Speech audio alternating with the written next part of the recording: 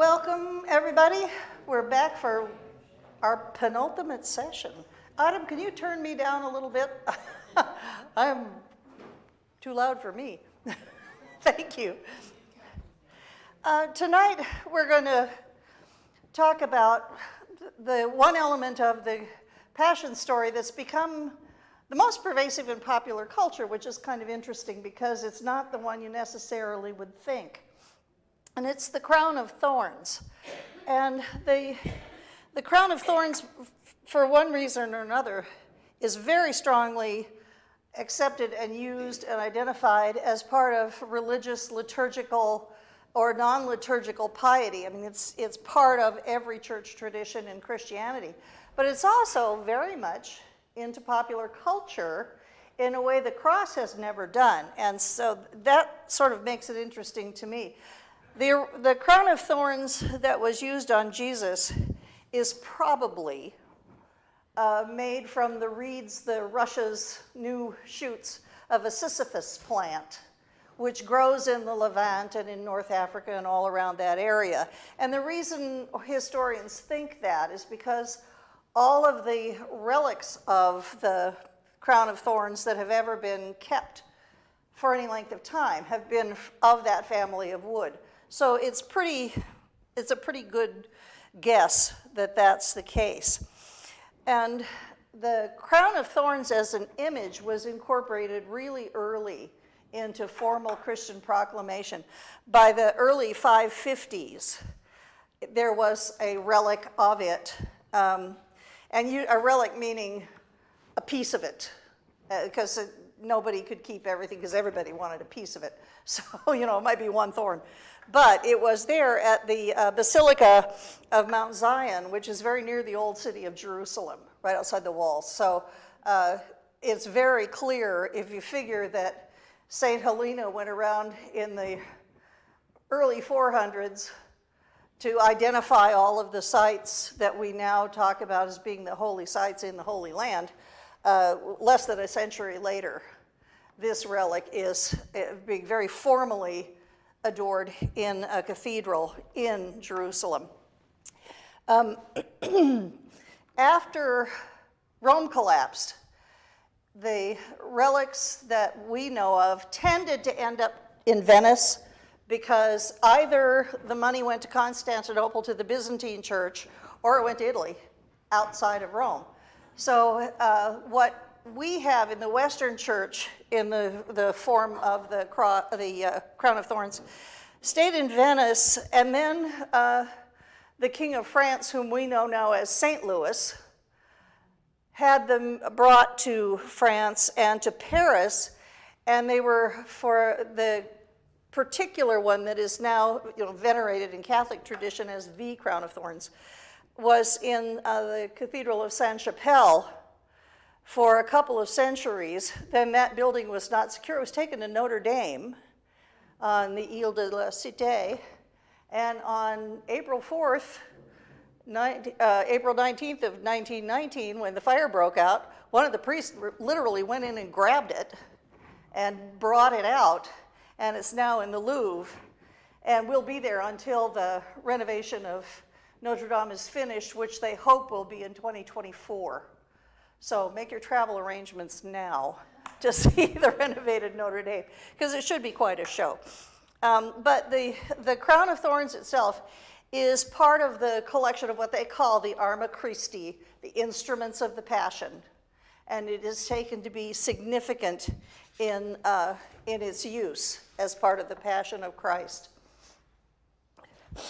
Now, there are all kinds of aspects of the crown that we see in history. This one, it's a wooden cross, dirty ground. The crown and the nails those look rusty, but I suspect they initially were supposed to depict blood. This is a very humble way to look at it. A very self-deprecating way to look at it. And those are the earliest ones we see tend to be that sort of thing. As Christianity became more powerful in Europe and the institution of Christianity became more powerful, it then also wanted to take claim of all of the Arma Christi and show it as being something that is now part of the church. And this one has always interested me because you see on this side is the crown from here that is turned into something more of a royal crown of gold over here. This is the church triumphant, showing its beginnings as part of the crown of thorns. And it is a lovely piece, and it's very interesting that they were commissioning that early abstract-y kind of designs to look at what they were trying to describe as a very specific item from a very specific set of events. This is the one that's now at the Louvre. You start out from that first one that's dirt and nails. It's very clear that the value to the culture of the crown of thorns has become extraordinarily important. There is not the whole crown in there. There is bits of it, and this is gold and lapis lazuli and a whole bunch of other really valuable stuff that was used to honor the contents of it. You didn't put something that was part of the Arma Christi, in a plastic bag. You commissioned your best artists and your best people to make it as beautiful and as alluring as possible, because by this time it's now becoming not only a proclamation tool, it's a teaching tool. And it's something that is used to tell the story from within the perspective of the Catholic Church. One of the other things that the church did very early on, as Rome fell and the Christians went every which direction, the priests from the original abbeys from Rome moved out into Turkey, into what's now Turkey, what's now Thrace and France and Gaul, Spain, those areas. And their plan was to have some sort of structure every day's journey by foot so that travelers and later on pilgrims would be able to find a place to stay at the end of every day's foot travel. They didn't quite make that, but they did spread themselves out far and wide through Europe. One of the things that these parish churches that were the original traveling monks and monastic institutions, they became not only travelers' aid and churches, they became hospitals and health facilities. The monks who were the herbalists at that time were pioneers in botany, and they were pioneers in the use of plants for medicine. And what they always did was identify a plant with something from the church teaching, so that if you went out into nature and you saw something like this, you would look at that and go, oh my goodness, look at those thorns. That's dangerous and that hurts to touch. That is called a crown of thorns plant for that very reason. Its medicinal use is to treat anxiety and depression and to treat insomnia. And it's called a crown of thorn plant precisely because it's thorny, and because if you were out there and look at it in the wild, you would say, oh, I know the story about that. This one is the passion flower, and it's very interesting because of the way that it tells the story. There are 3 sepals here that, when you think of 3, what do you think? Trinity, absolutely. 5 petals here, 5 wounds of Christ. The corona filament here, crown of thorns. Purple, royalty. And yeah, and that's also one reason why we use purple during Lent, that it is the signature of suffering. It's become we saw one somewhere out growing on somebody's garden. It's a very pretty flower. It's not big. Yes, that's right. I'm sorry? Really? Oh, okay. It is gorgeous. Mm-hmm. And that is one of the things about it that makes it so compelling. Is, for one thing, it grows sort of on viney stuff, so that you have all this greenery, and then this big splash of purple color in this small flower. But when you look at it, it tells you the history of the crucifixion. And it does so wherever it grows. And it grows quite commonly in Europe, and that's why it became the passion flower, because it was letting you find on your own the things that helped you to remember what you had been taught.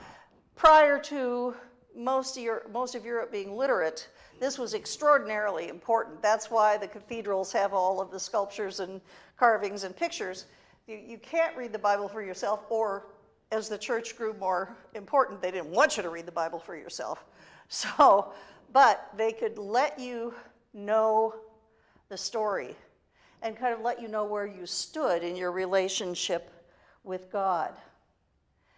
Crown of Thorns becomes more popular all over, in all kinds of areas. Those of you who are woodworkers, this is Crown of Thorns joinery. And it's a way of connecting pieces of wood together where you cut them in 45-degree angles and fit them together that way to make something like this. I've seen picture frames. I've seen all kinds of stuff made with this kind of joinery. And the reason it's called Crown of Thorns is because all these points sticking out reminded the guys who invented this process of the crown of thorns, so that's why they called it that. And then finally over here, this is done in stained glass. We're back to looking at the symbols, the arma of the Passion again, but now it is within the Trinity, and it is within the hope of the resurrection. So the crown of thorns becomes kind of the first step on the road to the New Jerusalem.